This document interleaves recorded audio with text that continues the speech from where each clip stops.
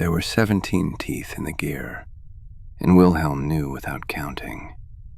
He knew because his fingers had measured the weight of it before his eyes bothered to see, because he could feel the irregular rhythm and the ticking of the cartographer's instrument box. One cog dragging ever so slightly on a drop of wax left from a candle long since burned down to memory. He knew because the pattern of error repeated at intervals too precise to be coincidence. He had not been asked to fix the device. He did it anyway, in silence, seated cross-legged on the attic floor, while Herr Ginter shouted down in the mapping chamber, ink smudged across his cuffs like old bruises. Wilhelm had disassembled the compass in exactly 12 seconds. It was reassembled in 10. The wax he had burned away with the heat of a nearby lamp, the correction so swift it almost felt dishonest. But Wilhelm didn't cheat. He simply saw. The attic was warm with wood smoke and sleeping cloth. His grandmother snored below, gnarled fingers curled in her knitting basket, even in rest. His aunt coughed sometimes in her dreams, loud and sudden, as if waking from drowning. The house was brittle in its quiet, wallpaper curling at the seams, timbers creaking with the slow breath of age. He liked it best when it was like this, when he could breathe without explaining. The orrery sat under the east-facing window. It had not yet moved. He had built it 3 months earlier, after glimpsing a diagram etched into the back of a smuggled treatise, something half suppressed and half forgotten, bound in damp leather and brittle French. He could not even recall the name of the author, only that the image had stirred something inside him. He had seen it for less than a minute, 45 seconds perhaps, and yet he could not forget it. By morning, he had drawn it again from memory. By evening, he had begun to build it. Now it stood just over a foot tall, brass, copper, scraps of softened tin, a miniature cosmos of spheres and rings rotating on interlocking arms. It had no key, no spring, and yet, sometimes he dreamed it spun, not by his hand, never his hand, but slowly, inevitably, as though the heavens themselves remembered how they had once turned. "Wilhelm!" His aunt's voice, muffled and rough, rose through the floorboards. "Stop with the muttering, it's late." "I wasn't," he answered automatically, though he had no memory of speaking aloud. The candle to his left flickered. His hand was resting on the edge of the orrery. His fingers were damp with sweat. Beneath his thumb, the smallest of the arms, a spindly ring labeled Luna twitched. He stared at it, waited. Nothing. No movement. Just the tremor of his own breath.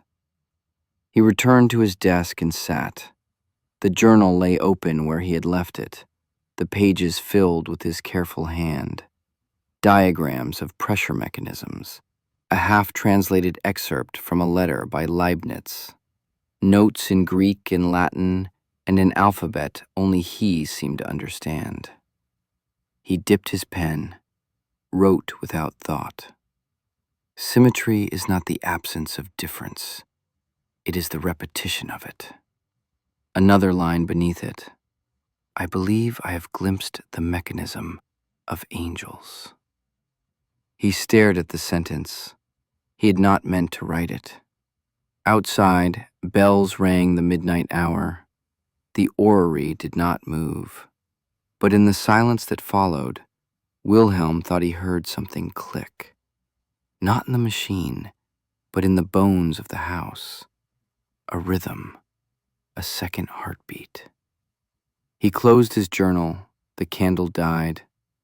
In the dream, he was not himself. He was a gear, No, he was the system, an endless lattice of interlocked teeth and copper arms spinning through black oil. Every turn was ordained, every cog aligned with another. The stars above were not stars, but brass pins affixed to a dome that trembled as it turned. And Wilhelm, not Wilhelm, watched it all from inside the center spindle. He could hear something whispering in the rotation. Not words, not quite. More like a rhythm, so perfect it hurt. Something beyond language, beyond flesh. Something older than God and infinitely more precise. He tried to speak. His jaw spun like a dial, teeth turned.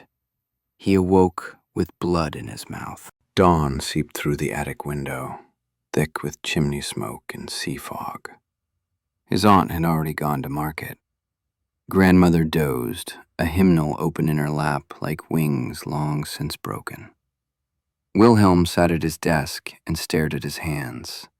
There were bruises on the fingers, tiny, circular, as though he'd grasped something that bit back. The brass ring of the orrery was slightly bent. One of the planetary arms hung loose, and the sun was no longer aligned to its central pivot. He didn't remember touching it. He rose, not quickly. His joints ached, an odd pain deep in the bone, as though something remembered being turned. When he looked out the window, the frost had formed a perfect spiral on the glass. He didn't go to the cartographer that day.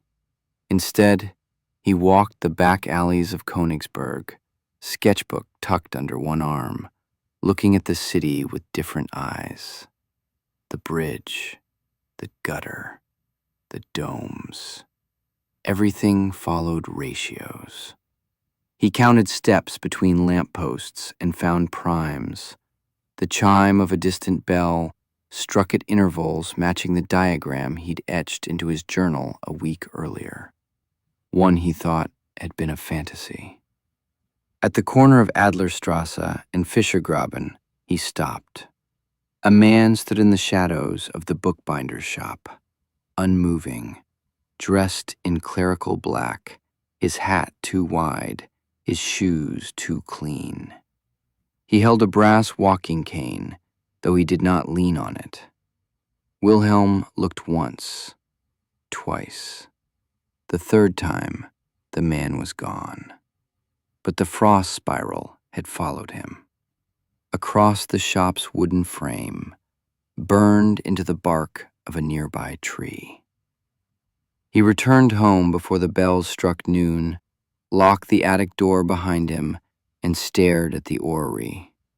It had moved, half a rotation, unwound, unpowered, the sun no longer at the center. There was a knock at the door, not the sharp kind, a polite knock, 3 soft taps, no urgency. Wilhelm froze. He had been rearranging the orrery again, not to repair it, only to listen. Sometimes the arms creaked in a way that matched his dreams. He had not yet written anything down. He feared that to name it would make it false. Another knock, this time followed by a voice. "Wilhelm, it's Herr Dr. Weiss. Your grandmother said I might come up." He blinked, disoriented, as if waking in reverse. The attic was dim. The candle had burned out again. His mouth was dry and metallic. "Of course," he called hoarsely. "Please." The door creaked open. Dr. Matthias Weiss was not a large man, but he carried an authority that filled the room before he did.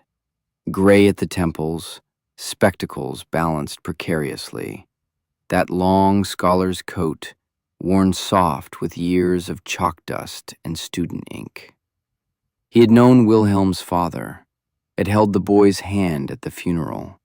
had sent books from Königsberg University and checked in each month like clockwork. Today, he brought nothing but himself and a frown. "You missed your appointment with Herr Ginter," he said, voice gentle but firm. "That's not like you." "I've been working," Wilhelm replied, gesturing to the journal. "Something remarkable." Weiss stepped inside, looked around, took in the chaos with a scholar's caution. The orrery caught his eye almost immediately. He moved toward it.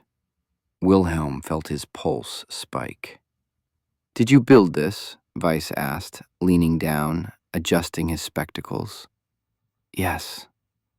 "From a kit?" "No." Weiss didn't reply at first.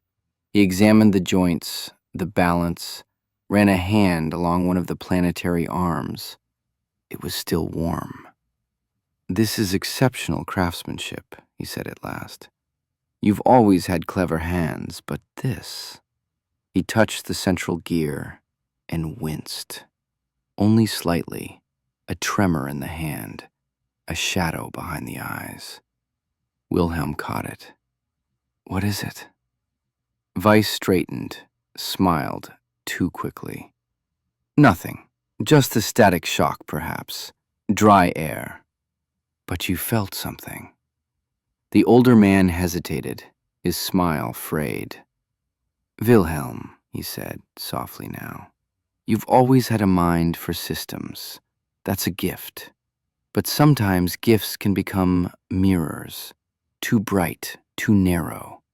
You start seeing only yourself in the pattern." Wilhelm said nothing. "I've known you since you were a child," Weiss continued. "You had episodes before, when your father passed." "This isn't that," Wilhelm snapped. Then, calmer, "This is different." Weiss looked at him for a long moment, then quietly, "Does it speak to you?" The question landed like a dropped bell. Wilhelm's mouth went dry. I don't think so." "But you've wondered." The silence stretched. Below them, the house gave a sigh, timbers settling, wind pressing against the glass. Weiss stepped back from the orrery. His hand still twitched. "I want you to write to me," he said. "Every day. A page. Not diagrams, not maps. Thoughts. Real ones. And I want you to walk in the square again. Watch the river. Listen to the city." "I'm not mad," Wilhelm said too fast. "I know," Weiss said gently. "But madness doesn't care what you know. It only cares that you listen." He placed a hand on Wilhelm's shoulder and flinched again, subtly, as though from static. Then he left.